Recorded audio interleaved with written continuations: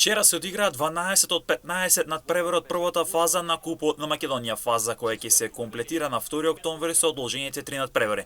Гледачите на телевизија МНЕТ можеа да го следат надпреварот меѓу Кожув и Арсими кој се играше во Гевгели, кој практично беше најнеизвестниот меч. Арсими со 1-2 славеше над Кожув за следна фаза од Купот. Рамадани и Шефити беа стрелци за Арсими, а Гроздановски погоди за Кожув. Тренерот на Арсими, Вилдан Селиев, во изјава за МНЕТ изјави дека Арсими во втор план сака да атакува до крај во Купот. Одигра еден одличен надпревар и прво сакам на моје име, на моја управа и на играчите да им заблагодарувам на Кожув за гостоприменоста, дека биле одлични домаќини, вистинска дерби надпревар, две добри екипи, Кожув со многу традиција, добар терен за игра, тоа им кажав и на моите играчи. Денеска треба да уживаме на ова игра, на оваа утакмица и да продолжиме понатаму. Зошто да не? Од втор план ако може да излезе нешто, сакаме да атакуваме до крај на Купот. И исто така да го спремаме екипата и за наредниот надпревар, пошто сега имавме малку преки на првенство поради репрезентативните обврски и на сениорските и на аматерската репрезентација. Ова време го искористиме за некои слабости што ни се појавија во утакмицата со Башким и тоа ги поправиме и мислам дека одигравме одличен надпревар. Имавме 0-2 и некои 3 контранапади што не ги искористиме, потоа Кожув второ полувреме играше многу одлично, многу добро, врши многу пресинг и ние сакаме да го чуваме овој резултат и го чувавме. Сега продолжиме понатака и на Кожув им сакам со среќа во првенството, исто така и за моите играчи. Овој меч практично ќе биде најава за борбата на овие две екипи во втората лига за освојување на местата кои водат кон прва лига. Им честитам на гостите, изигра една добра утакмица. Иако ние во вториот дел покажавме тоа уствари што ние стварно го играме како фудбал, гаиме во овој клуб и како ги терам момците да играат фудбал. Имав доста шанси во второ полувреме, меѓутоа голманот нивни се покажа во одлично светло.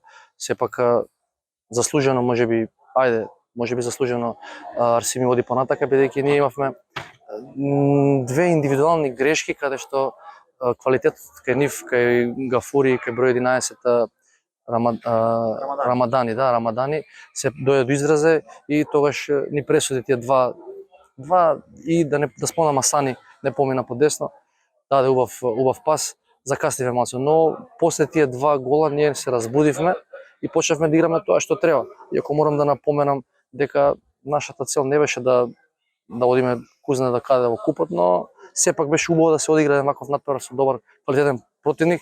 Мимо тие 3 недели што абстениравме од утакмици, бидејќи беше репрезентативна пауза и како се вика аматерска репрезентација.